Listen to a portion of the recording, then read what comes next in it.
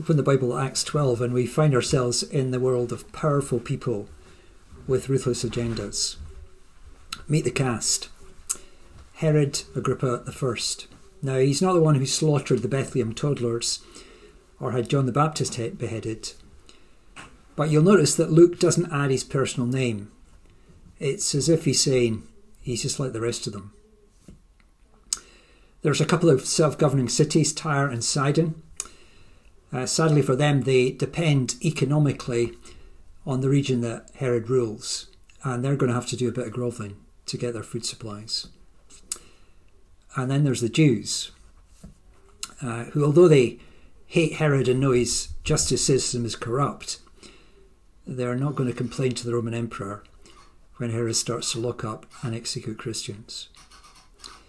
Now, I suspect that this kind of chimes with the world as we know it. The Chinese Communist Party locks up millions of Uyghurs in vast concentration camps. Recently, Russian involvement in the democratic process of the West by means of its hackers has been brought to light.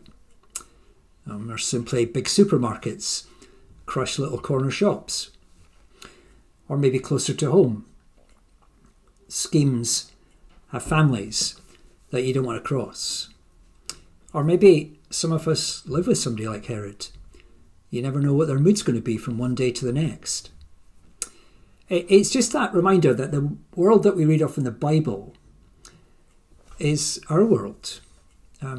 As we open Acts chapter 12, what we're doing is reading history. We know the date of these things, AD 44. We know it happened in the spring. And that's confirmed by a Jewish historian called Josephus. But of course, that's not all that's here.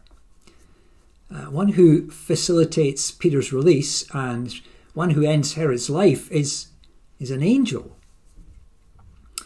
And this section of Acts that runs from 9:32 to chapter 12, verse 24, includes a woman who's raised from the dead, a man who has a vision of a huge sheet coming out full of animals, a prophet who predicts there's going to be a famine. In other words, it tells us about another world.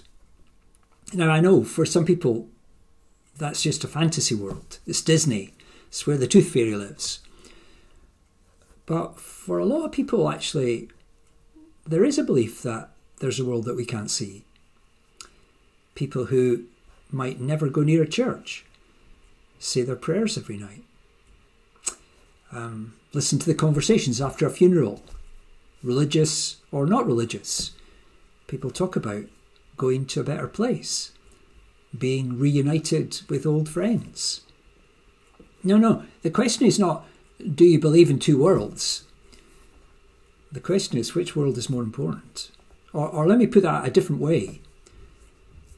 Which of those worlds are you investing in? Now, the Bible's going to show us what that's like. Let me pick out a few things from this section of Acts that helps us to see that. Imagine a film, and it opens, the opening scene of it has the camera focused on a man who's sleeping soundly, not tossing and turning, not snoring loudly, just that kind of quiet, deep breathing of a man who's sleeping soundly. But as the camera pans back, you get this unexpected scene. It's not a bedroom, it's a prison cell. It's not any prison cell, it's the condemned cell. You're watching a man who's having his last night on earth. When morning dawns, he expects to be taken to prison, taken to court, and then whisked off for execution. That's where Peter is. Listen to what it says. The night before Herod was bringing him out to trial, Peter was sleeping between two soldiers. Question. How can you sleep soundly when you know you're going to die? I think that's a question a lot of us would really like an answer to. There's a lot of insomnia around just now. And whilst there's always a lot of reasons why people can't sleep at night, anxiety and stress are right there at the top. It's not hard to see the connection between people's sleeplessness just now and COVID-19. fear over work, fear over health, fear over death. So here we are. We're on the eve of Peter's trial. Shortly he's going to find himself in the dock before a corrupt judge. The guilty verdict has already been determined. But this isn't the judgment that he's concerned about. Go back a couple of pages in Acts and it describes Peter visiting a man called Cornelius, an Italian soldier. And in the course of his conversation with Cornelius, you get a little description, a little summary of the gospel. It's just got two parts to it. It's very short, 2 sentences. Here's the first part. And he, Jesus, commanded us to preach to the people and testify that he is the one appointed by God, here it comes, to judge the living and the dead. Now, Peter's met this judge, but even for this man who is serious about God, so serious that he'll leave his fishing business, he'll leave his family for a short time to follow Jesus, this turns out not to be an entirely comfortable experience. Peter has felt the heat of Jesus' holiness. On one occasion, Jesus performs a miracle where he produces this great haul of fish, this miraculous catch. And instead of Peter kind of computing in his head how much money this is going to make for him, it causes him to feel awkward, out of place, exposed. The incident ends with these words, "Go away from me, Lord, I am a sinful man." There's a time when Peter contradicts Jesus' plans to suffer and die. And his leader turns, looks at him and calls him Satan. He discovers that Jesus knows him inside out. Knows that despite his promises of loyalty, when the heat comes on, he'll save his own skin and disown Jesus. That's quite a judge. One who is utterly righteous and pure. Who doesn't just assess people's behaviour, but discerns their motives. Fortunately, that's not all that could be said. You wouldn't sleep peacefully if that was all that you knew about the judge. The gospel has a second part to it. Listen to what it says. All the prophets testify about him, that's Jesus, that everyone who believes in him receives forgiveness of sins through his name. The gospel is God's offer of forgiveness to guilty people.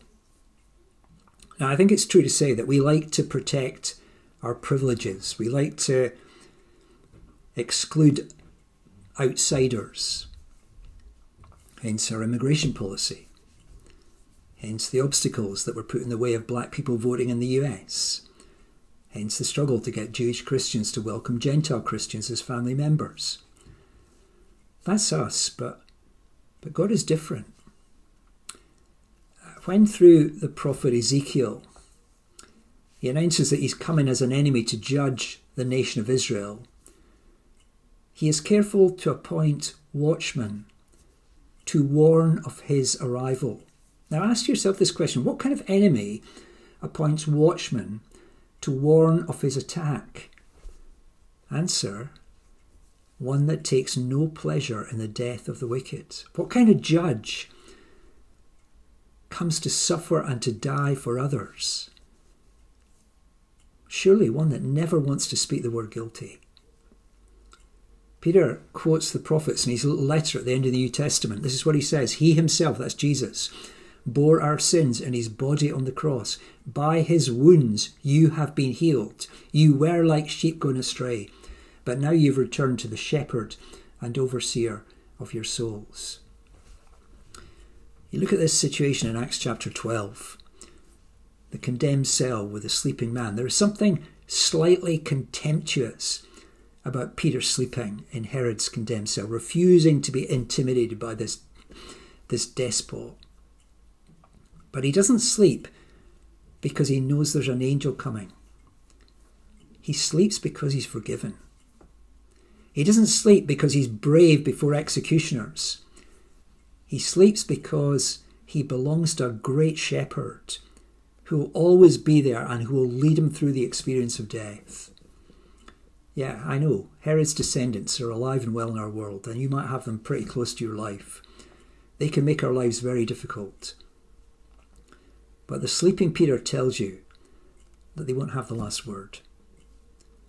So, where's our attention? Which of these two worlds is drawing us in its direction? Okay, first little picture is of sleep. The second picture is of contentment.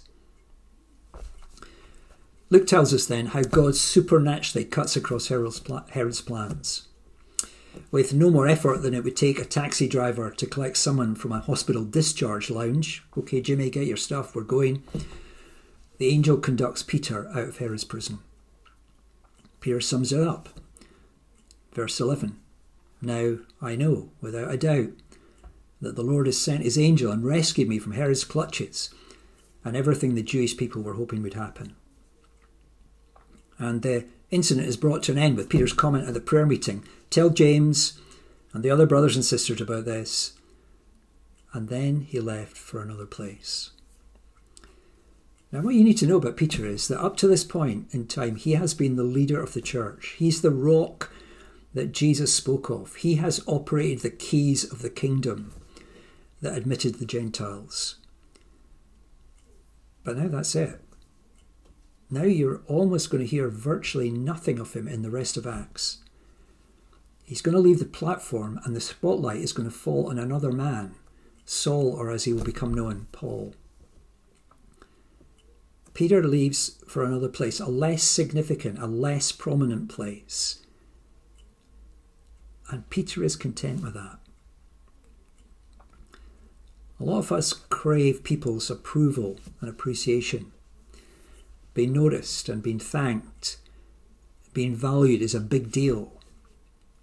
Being overlooked, edged out by some newcomer, that's a serious business. Herod's like that. He has Peter arrested not because he's broken any of his laws, because it plays well with the Jews. It's what Blastus, his PA, knows about him. The delegation from Tyre and Sidon comes to him and says, what should we do? Blastus says, big him up. Tell him he's great. It's easy, isn't it, to look to others for our sense of well-being, our security. But real contentment doesn't come from other people telling us we're great. Herod may enjoy a warm glow because of the apparent adulation and affection of Tyre and Sidon. But he's going to find himself in a world where none of these things count for anything and he has no friends. Peter's contentment comes from his place in God's affection. Now I know without a doubt the Lord has sent his angel and rescued me. Now, granted, few of us are ever going to be able to say anything like that, but you and I can say something even more remarkable than that. It is not that God has sent his angel to rescue from a prison cell. God has sent his Son to rescue you from hell. If you know these things, it brings great contentment, even if your circumstances are very ordinary. So there's the question. Which world is more important? Which world should we be investing in? Okay, so we've got sleep, got contentment. Third one, food. The complaint that many have about the Bible and Jesus it is not so much that it's fantasy, but rather that it's just unrealistic. Yeah, it might work in a perfect world, but it certainly doesn't work in the world where I live with moody characters and quarrels and bills to pay. Now, this little incident at the end of the chapter takes you into just that kind of world. These independent states, Tyre and Sidon, rely economically on Herod. And there's this quarrel going on. The issue is food. Verse 20. It's a serious situation. Herod has the ability to cut off the food supply to these cities. You can imagine the kind of committee meeting they had at Tyre and Sidon. Is there somebody who can put in a good word for us? Maybe somebody knows about Blastus. Maybe somebody knows that he can be bought. Maybe money has to change hands. And then, can they sweet talk the king into relenting? No point in being picky about truth and lies. It's just how the world works. You've just got to say what you've got to say. Who could argue with that?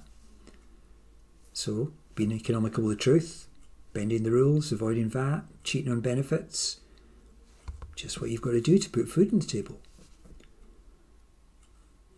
Have a look back to the end of chapter 11, verses 27 to 30. And you'll find people facing, an issue over food. This time it's not a trade route being interrupted or blocked. This time it's a coming famine. But just watch what happens. So some Jewish prophets travelled to Antioch to encourage this Gentile church. And while they're there, one of their number, a man called Agabus, stands up and predicts there's going to be a severe famine that will spread over the entire Roman world. It happens in AD 47, about 3 years later. Now, from one angle, these people, these Jews, are foreigners. They live 300 miles away. But listen to what it says. The disciples, as each one was able to do, decided to provide help for their brothers and sisters living in Judea. Not foreigners, not old enemies, but family. Now, all of this is a product of Jewish Christians going with the gospel and daring to tell people they previously would have avoided in any way possible. They tell them the good news of Jesus. Do you see the lesson? God puts food on the table of those who don't bend the rules or shade the truth, but rather live by his commands. So here we are. Two worlds. But here are people who don't treat this unseen world like an AA membership, little card that's useful in emergencies. Nor is it like some far distant country where you've got some friends and, well, you're hoping one day you'll be able to go and visit them. No. The Bible is giving to you and to me reasons to believe that the world of angels and prophets and resurrection is the world that I need to be engaging with right now. Now here's a glimpse of what it looks like to invest in that world. Look at verse 5 and look at verse 12. See what's going on as Peter's in prison. So Peter was kept in prison. Here it comes. But the church was earnestly praying to God for him. In verse 12 it says, he went to the house of Mary, the mother of John, when he's out of the prison, where many people had gathered and were praying.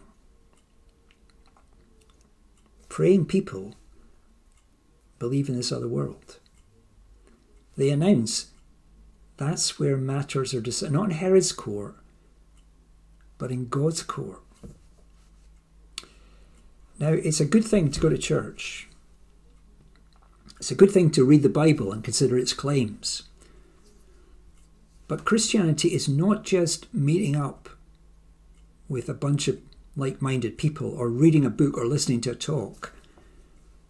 Christianity is first and foremost about engaging with God. And one way that we do that is by speaking to him and believing he is listening. Some people want their names on books. I've written a book, get your name on the front. Or they want their Facebook posts liked by lots of people, or they want their tweets retweeted. Let me tell you something far more wonderful than that.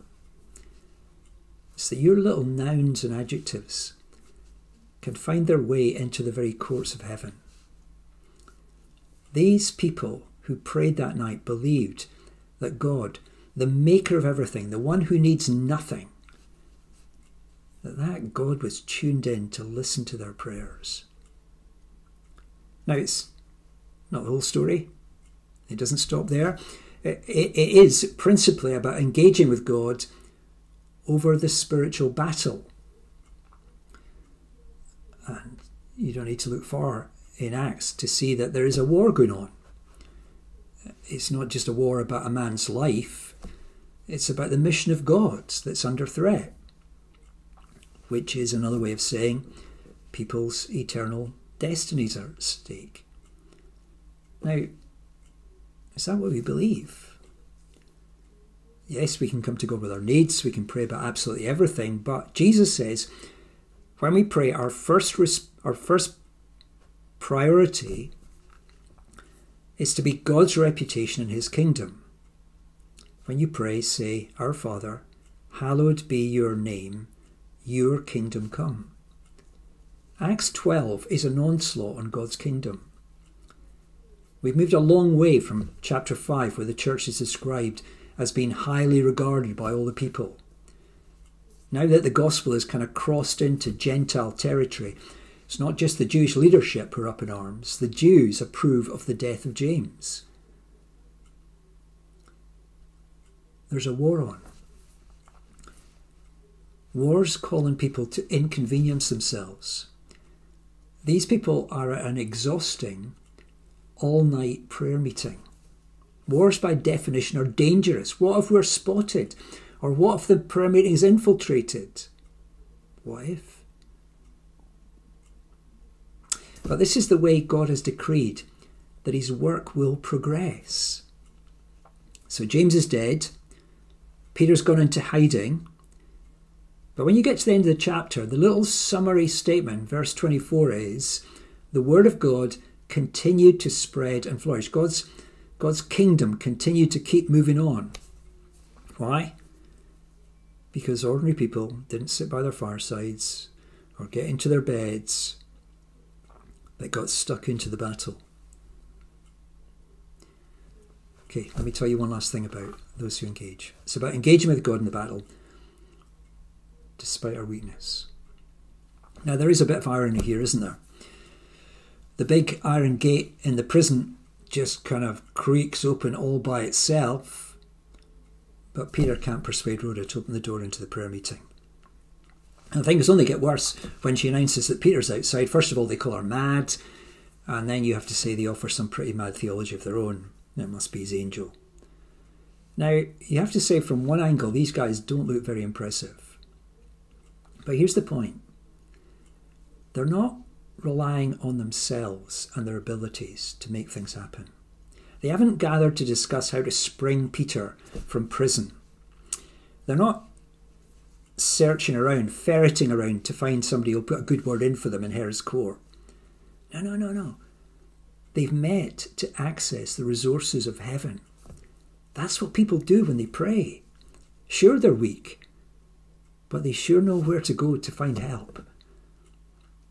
I think you and I are meant to conclude as you read Acts chapter 12 that strength and encouragement and rescue comes from God through his people who pray. James Hudson Taylor, 21 years old, goes to China as a lone missionary in 1853. Hudson Taylor will eventually lead one of the largest missions to Southeast Asia. And he will change the destinies of thousands of Chinese people. This is what he says about prayer. It was perhaps natural that from the beginning of my Christian life, I was led to feel that prayer was in sober matter of fact transacting business with God. Transacting business. That's what these weak people are doing. So here you have it. Two worlds. Which one do you think is decisive? Which one are you investing in? Or let me put it more simply. Would you have been at the prayer meeting?